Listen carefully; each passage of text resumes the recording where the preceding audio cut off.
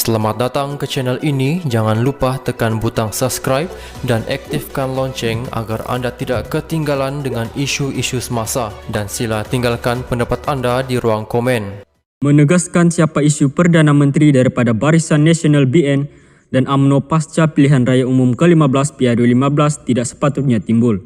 Datuk Seri Ismail Sabri Yaakob berkata adalah jelas bahawa beliau telah diputuskan oleh parti yang diwakilinya sebagai calon Perdana Menteri.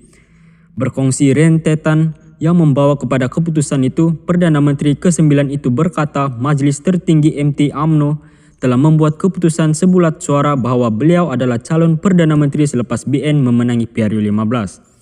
Dan kemudiannya keputusan itu dibawa ke mesyuarat Majlis Tertinggi BN.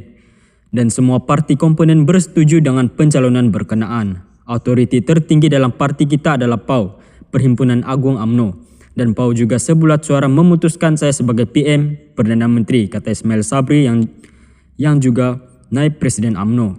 Menurutnya dalam mesyuarat perwakilan bahagian UMNO baru-baru ini, 156 bahagian daripada 190 bahagian yang boleh bermesyuarat telah membuat usul mencadangkan beliau sebagai calon Perdana Menteri selepas PRU15. Dari segi parti sudah tidak ada isu, sudah tidak ada soal timbul siapa yang lain dan sebagainya.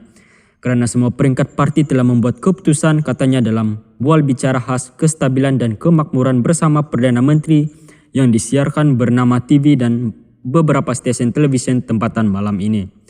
Ismail Sabri yang akan mempertahankan kerusi Parlimen Beira pada PRU15 menjelaskan perkara itu setelah timbul pelbagai naratif yang dimainkan termasuk dakwaan sesetengah pihak kononnya 1 undi untuk calon BN adalah 1 undi untuk Presiden UMNO Datuk Seri Dr. Ahmad Zahid Hamidi yang juga pengurusi BN sebagai Perdana Menteri pasca PRU15.